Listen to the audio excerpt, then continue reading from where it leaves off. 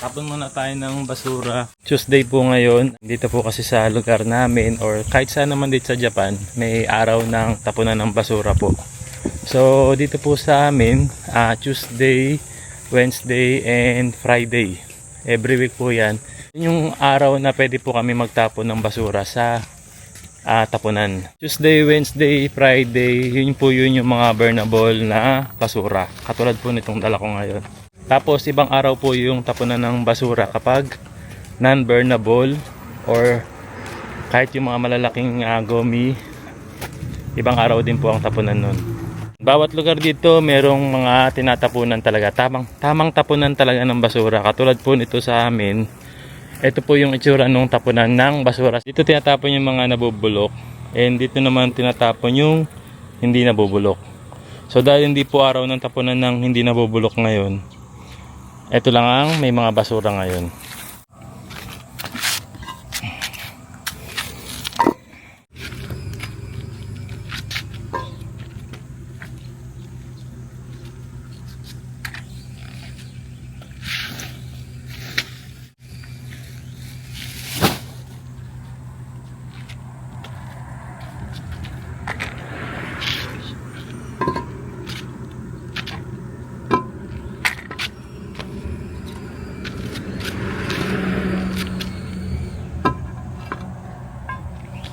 Kailangan po isarado uli maigi kasi possible pong pasukan ng mga uwak po yan. Kaya ayan, hanggang dito sa gilid. Para safe na safe po talaga. Kaya merong hollow blocks dyan. Ganun lang naman po kadali magtapon ng basura dito. Siyempre kapag sumusunod ka sa rules nila, ayan, wala kang away. Wala kang magiging problema. Ayan, good morning sa inyo. Ayan, magkakape sana muna ako. Pero bago ako magkape, ayan, mag-check muna ako ng sugar. Nabili namin tong pang-check ng sugar sa Shopee ata. Shopee. Ayan. Ito po yung pang-check niya. Dito malalaman kung gaano kataas po yung sugar mo. Dito naman nakalagay yung level ng sugar kung mababa ba siya, normal, o nasa borderline na, o high, o dangerous na. Ayan. Ito po yun. Dito natin check mamaya. Hindi ko alam ang tawag kasi dito no? Pero ito yung nilalagay dun sa pang-check ng sugar. Dito ilalagay yung pinakadugo mo. Pero mamaya na kapag nakapag-ano na ako ng dugo. Tapos ito naman po yung parang karayom niya. Tapos ito naman po yung ginagamit para pantusok sa daliri natin para may lumabas na dugo. Tapos ipapasok lang po dito yan. Ilalagay mo kung saang level. Tapos, pipindutin lang kung saang daliri. Ayan. Ayan, may lumabas na dugo. Lagay na itong pang-check na to. Ayan, lalabas na dyan. Tapos, ilalagay ko na yung dugo dito.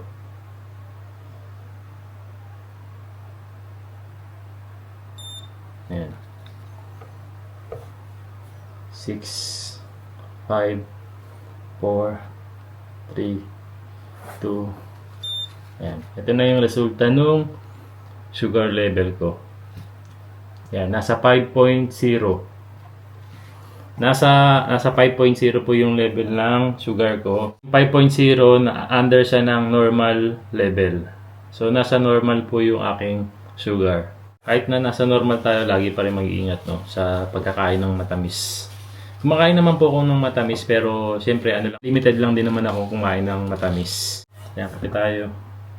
Ayan, kanina po nagtapon tayo ng basura, no? Kasi totoo lang, di naman mahirap magtapon ng basura sa Japan, no? Mas madali pa nga magtapon po ng basura dito sa Japan kaysa sa atin sa Pilipinas. Dati nung bata kami, araw-araw nagtatapon. Tapos halo-halo yung mga basura, bote, plastic bottles, malalaking basura, malilit na basura. Halo-halo po. Dito, ang maganda po dito sa Japan, yun, magkakahiwalay na nga po yung pagtatapon ng basura, hiwalay yung namagumi or burnable na basura. Tapos, hiwalay din yung non-burnable, hiwalay ang mga plastic bottles, yung mga metal, hiwalay din yung mga ink cans. Sobrang dali na lang po talaga disiplinado talaga sila pagdating sa basura. Dali lang naman po talagang sundin. Maraming nakapanood na rin about dito kay ating basura, tawag sa kanya basura girl in Japan. Ayan, kasi napanood ko rin yung video na yun. Dun sa napanood ko po na sumisigaw siya ng sumisigaw. Turuan lang siya ng way ng pagtapon ng basura. Pero nagalit nga siya dun sa video. Tapos may dumating na Filipina at kinakausap siya ng maayos pero hindi siya nakikinig. No, parang gusto niya siya lang yung pakikinggan dun sa story and bawal siyang maging mali dun sa storyang sinasabi niya. Na kapag hindi sumang-ayon yung isang Pilipina, hindi niya hayaang magsalita yung Pilipina. Tuloy-tuloy yung salita niya. Ang point lang naman natin dito, kahit ano pa yung gawin natin sa Japan, unang-una, wala tayo sa bansa natin. Pangalawa, susunod lang naman tayo sa rules. Kahit naman sa ibang bansa, ganun din ang dapat gawin. Kailangan lang sumunod sa rules nila. And pangatlo, maging mapagkumbaba tayo, no? Kasi hindi natin kailangan maging matapang masyado para lang masabing tama tayo. Kasi minsan, sa sobrang tapang natin, sa sobrang galit natin, yung mga sinasabi natin ay hindi na natin nakokontrol at hindi na rin natin mababawi yun. Good morning! Punta kami ni Yunachang dito sa likod. At tayo ay bibisita uli sa ating mga pananim. Ayan, yung ating mga kamatis dito, sobrang dami na kasing mapula, oh. I-harvest po natin mamaya yan. Yan, sobrang dami na, no? Yung isang natin dito, mga eggplant natin dito, yung mga talong natin. Si Aya kahapon kumuha rito, dalawa eh. Wala na yung dalawang malaki natin dito. Yun ang inulam namin kagabi. Nagluto lang siya ng kimchi. Parang kimchi style na pork with nasu, oh. Ha? Masarapan si Yunachang, doon dami niya nakain. Oh, dito sa kabila natin, ayan, may mga talong na rito, oh. Ne? Tapos, madaro. Mada. Ayun, may dalawa na dun. Meron din maliit dun. Itong sili natin, dumami uli, oh. Kakapitas lang natin ng marami. Ang dami na naman po. Ayan. No? Kaya mamaya, magluluto tayo ng sisig. Kasi ang dami nating sili, oh. Ito naman yung yellow bell pepper natin. Yellow bell pepper. Magiging yellow yan. Ne? Pag ang yellow bell pepper po ba, ganitong kulay, pinipitas na? Or talagang patatagalin pa po? Diyan po ba siya naiinog o pag pinitas na? Ang dami nating yellow bell pepper, eh, oh. Ating mga bagong bell pepper na green bell pepper. Ito, ganito po yan. Ito, pipitasin na natin mamaya ito. Dami nagtutubuan dito, oh. Wow, sagana. Ang liit lang po ng mga halaman natin, pero ang daming bunga. Tapos itong pepino natin, kakapitas lang din namin ng 3 piraso. Merong lumalaki na naman po dito. Lumaki lang to ng konti, pipitasin na natin kasi ayaw ni Aya ng sobrang malaking talong kasi hindi na raw po masarap yun. Dito ako natutuwa sa ampalaya natin. Be. Ayun, no, meron na siya. Ha? Nakita mo? Ha? Naalala nyo, sobrang liit lang nitong ampalaya natin. Ngayon nakagapang na siya rito sa taas. And patuloy po siyang gumagapang. Hindi pa sila tapos gumapang ng sobra. Ayan, meron na po tayong maliit na ampalaya dito. Wow. Ne? Ayan, may ampalaya na tayo dyan. Tapos yung okra natin, ayan, maganda na po uli sila. Nung nilipat ko sila, nag-iisang dahon na lang sila. Ngayon, ang dami na uli nilang dahon. So, ibig sabihin, mabubuhay po yung ating mga okra. Maglagay muna tayo ng fertilizer, tapos magdilig na rin tayo. Pero harvest muna tayo dito.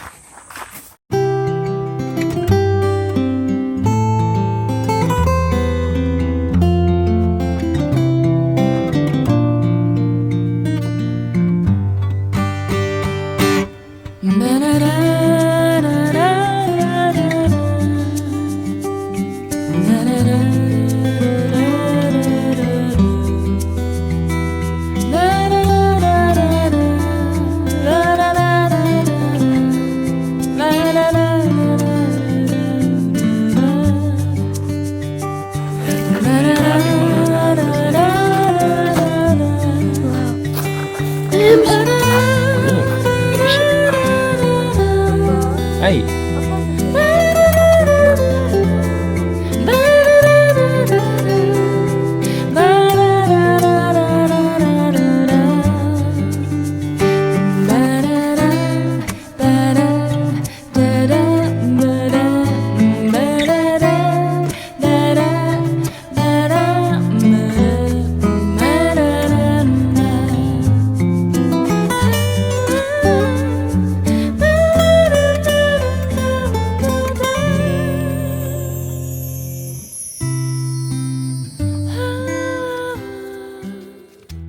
Ayan, lumabas kami ni Yuna. Pumunta muna kami dito sa park. Libreng park. Ito ang isa sa maganda sa Japan, no? May mga park na malapit na libre nyo lang po mga gamit. Wala pong bayad dyan.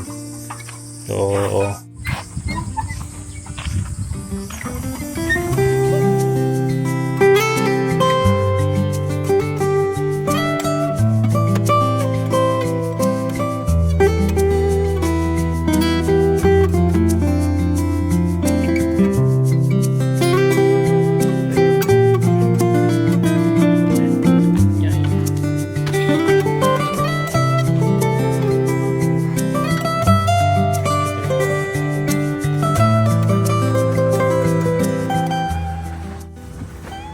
ay! Ayun! No? Gamitin na natin. Galing po kasi kami ng ABC Mart. So, bumili lang kami ng Sabay 7. Ay, kito.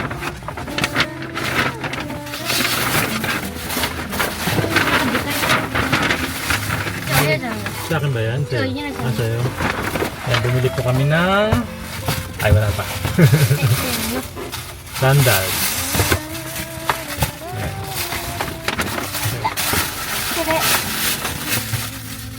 Parang magkamukha tayo. Ayan, sobrang init na po kasi dito sa Japan.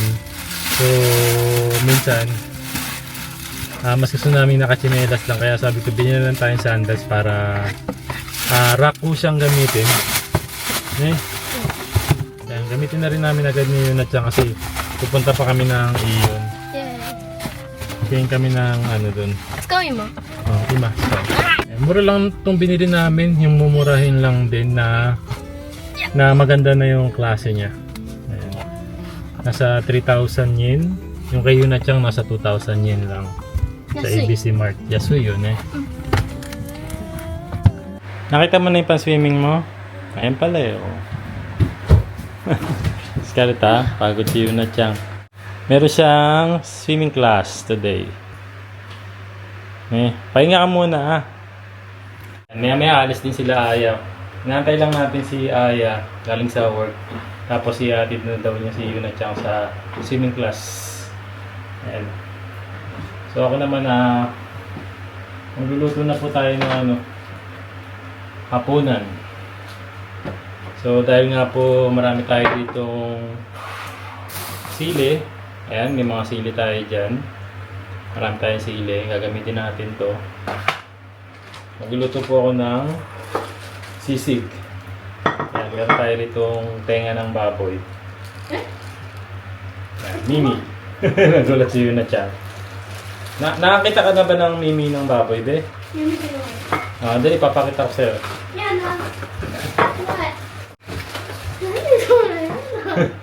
Dito ka nga.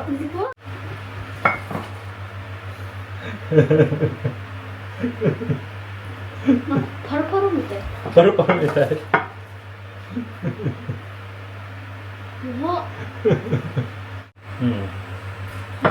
Meron tayong 4 na tenga ng baboy. So dalawang baboy itong tinanggalan natin ng tenga. Sisig. chicharon na kami ito. Sisig na. Sisig tayo. Oh, parang chicharon nga siya. Ito yung ginagamit pang sisig kasi. Like what? Medyo nakakatakot, no? Pero masarap to. Something. Iyo. Nani kore? Sugoi. What? Kamusta kamay? Dali, ako yung magluluto na.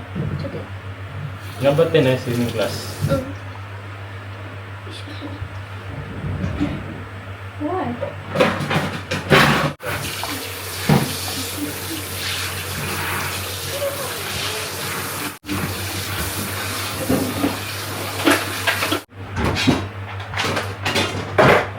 Sabawan na natin. One. Eh, Papa ski. Sisi. Jesus. Tama ni. Ski. Lagyan natin ng pepper. Ayan.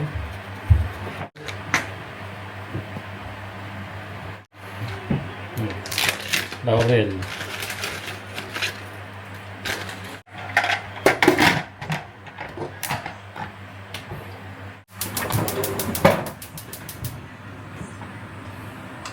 Ayan. Tapos na natin pakuloan yung tenga ng baboy at ayan na nga po. Sobrang lambot na niya. Na-air dry ko na itong tenga ng baboy. Ang gagawin ko, i-air fry ko na lang siya.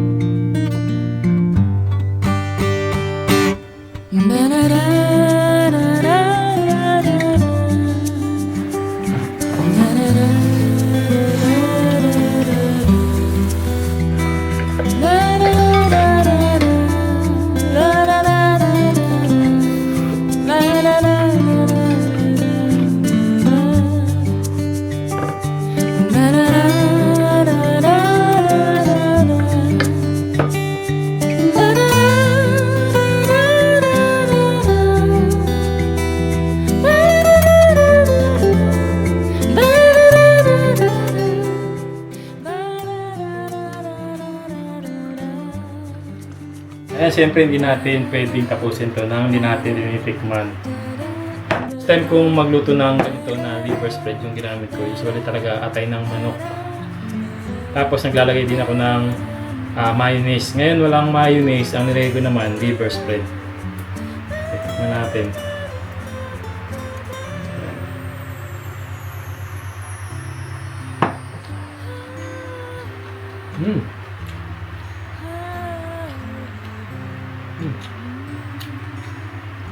Para siyang kilawin. Tikman mo? Hindi. Okay lang ba? Hindi mo magagalit? Hindi naman, no. Basa yung nga yan.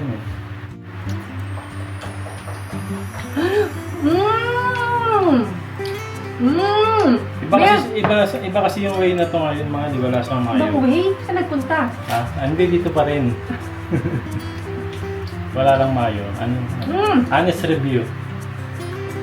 Kung ano kulang? May reviewhan dito. Oh. May test ba? May 5 stars.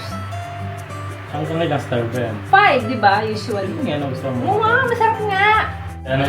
Parang ako yung nakukulangan eh. Nandito na ako. Wala kasi. Do you feel complete? Yes, oo. Belly ka! Chicharon ba? Yung ano lang, yung chicharon lang bigay mo sa Ay nako, masarap be. Ilabas na ang pang ano. Ba't pala tayo naka all white ngayon? Tingnan mo. Uy, shi! Chicharon din. Kay Jubo, ano, chili. Tama na yun. Iyo. 白いやつ。あ、辛っ。 Hala ko ba dahil mo ang karay? いや、これは、 Uy, siyo. Try. Ay, gusto ko nito. Pulutan. Oo nga. Hindi ko na siya niluto kasi pinil ko lang. でもパリパリ。 Fry. Mm. Air fry. Hindi. Hindi mamantika. Chef. Ay! Kampay! Kampay, baby! Si Yun at yan kumain na kasi. Ayan, kain na kami ni Aya. Tama. Baka mapasok kami, mainit yan. Ayan na yung sisig natin. Kain na tayo. Patitikiman kayo ng mama niya, sigurado. Kaya mag-alala. Mhm.